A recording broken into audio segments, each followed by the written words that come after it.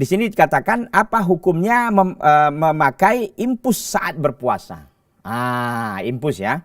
Begini, pada asalnya kan orang yang sakit itu tidak dibebankan untuk melakukan ibadah puasa Ramadan. Artinya orang yang sakit itu diberikan rukhsah dalam agama kita ini untuk tidak berpuasa, tapi nanti fa'iddatum min ayamin ukhor. Dia wajib menggantinya di hari lain, artinya di luar Ramadan.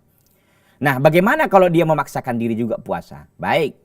Tapi ternyata qadarullah di tengah jalan dia tidak mampu untuk melanjutkan puasanya, maka harus dibantu dengan infus. Infus itu tentu kita tahulah itu adalah bisa menjadi bahan pengganti makanan. Makanya kata para ulama, kalau ini infus yang seperti ini modelnya, maka ini membatalkan puasa. Kenapa? Karena dia semakna dengan makanan dan minuman. Kenapa? Karena itu mengenyangkan kan. Orang yang memasang infus itu nggak makan, nggak minum juga nggak ada masalah. Kenapa? Karena dia diberikan asupan energi ataupun asupan makanan melalui infus yang dipakainya. Maka itu membatalkan puasa. Kalau begitu bagaimana?